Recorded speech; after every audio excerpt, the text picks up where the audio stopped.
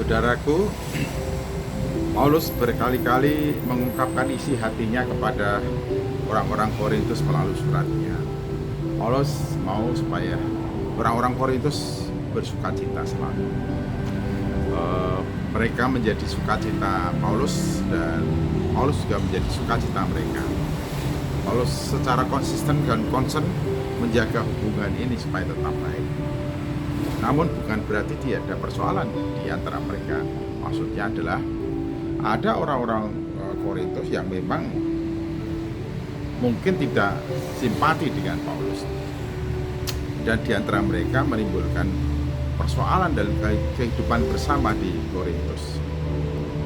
Hingga hal ini tentu saja menjadi pemikiran dan juga sekaligus memberikan kepedihan hati dalam diri Paulus. Namun Paulus sangat percaya dengan jemaat-jemaat di Korintus bahwa mereka pasti mampu melakukan sesuatu yang tepat.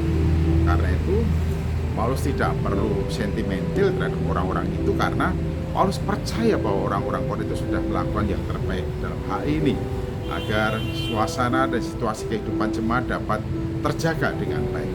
Nah, demikianlah firman Tuhan. Tetapi jika ada orang yang menyebabkan kesedihan, memang ada, maka bukan hatiku yang disedihkannya, melainkan hati kamu sekalian, atau sekurang-kurangnya supaya jangan aku melebih-lebihkan hati beberapa orang di antara kamu.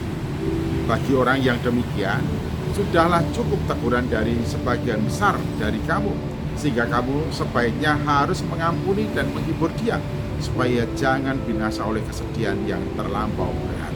Jadi bagi orang-orang yang memang perlu mendapatkan disiplin, perlu didisiplin, tetapi Paulus mewanti-wanti supaya jemaat Korintus tetap memperhatikan mereka, supaya mereka kemudian tidak binasa oleh kesedihan yang terlampau berat.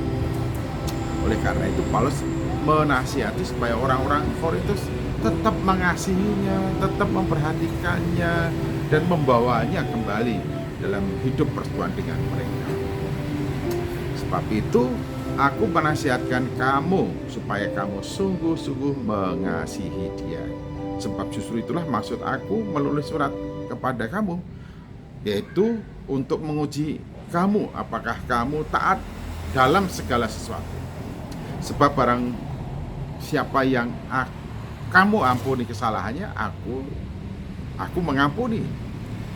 Sebab jika aku mengampuni, seandainya ada yang harus kuampuni, maka hal itu kubuat oleh karena kamu di hadapan Kristus, supaya iblis jangan beroleh keuntungan atas kita, sebab kita tahu apa maksudnya. Jadi Paulus membeberkan hal ini, memberikan pengajaran yang dasar, prinsip dasar bahwa sesungguhnya yang diinginkan oleh iblis di antara orang-orang percaya adalah memecah belah mereka, mengusahakan bagaimana ada situasi kondisi yang melahirkan permusuhan di antara mereka, sehingga persekutuan mereka menjadi rusak. Nah, Paulus dengan jelas memberitahukan hal ini kepada orang-orang Korintus, dan ternyata orang-orang Korintus pun sudah mengerti akan hal itu, sehingga orang-orang Korintus terbuka untuk mendampingi, mengasihi, dan mengampuni orang-orang yang memang dulu pernah melakukan sesuatu yang menyebabkan ada kepedihan di antara mereka, atau melahirkan sesuatu kondisi supaya orang-orang Korintus tidak simpati, empati, atau bersikap baik kepada Paulus. Nah, orang-orang demikian itu Paulus tidak bertindak, karena Paulus sudah mempercayai bahwa jemaat di Korintus yang punya koneksitas dengan dia, yang sudah ada dalam persekutuan koinonia dengan dia, Paulus percaya apa yang akan mereka lakukan, dan mereka sudah melakukan itu dengan memberikan disiplin. Tetapi sekaligus Paulus menasihati lebih baik membuka pintu pengampunan bagi mereka, dan Paulus pun juga mengampuni. Sebab apa? Sebab yang diinginkan oleh iblis adalah perpecahan di antara mereka. Yang diharapkan oleh iblis adalah kerusakan hubungan di antara mereka.